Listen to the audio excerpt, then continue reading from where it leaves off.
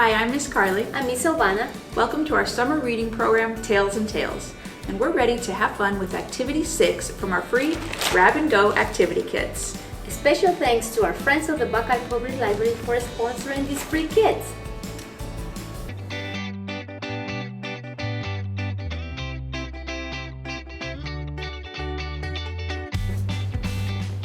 This week's theme is Animals of the Ocean. That's right.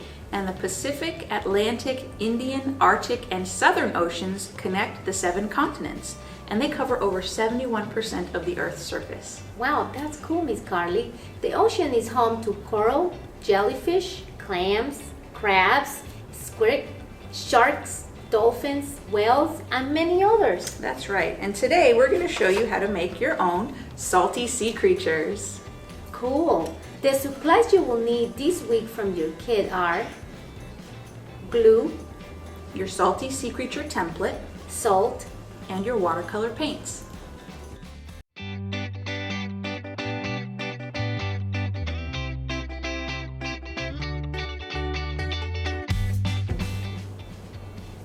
So you go ahead and grab your instruction packet and you're going to turn to page 18. It's got instructions for our salty sea creatures there. First thing we need to do is take our salty sea creature template and we're going to take our glue and we're going to trace the whole outline here with glue. Right on the line, just trace it the best you can on the line with your glue and then fill in the whole thing with glue. And then you can set it down on the table.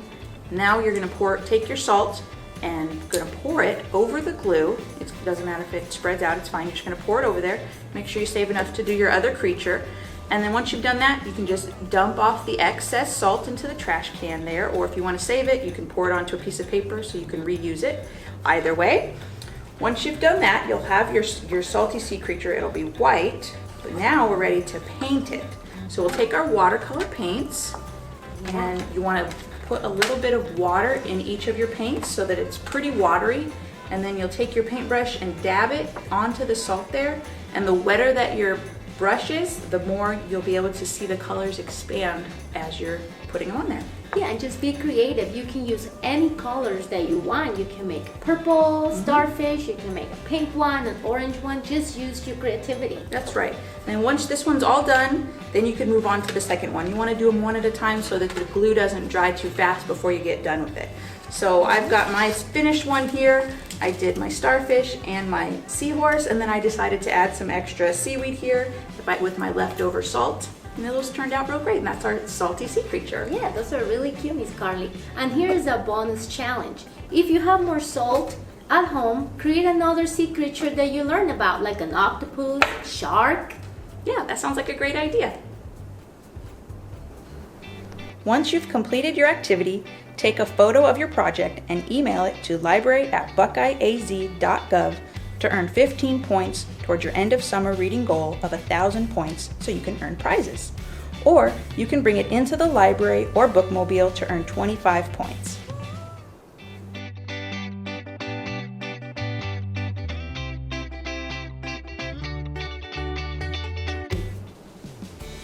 Just for watching today's video, you get 20 points by entering the code above at maricopacountyreads.org.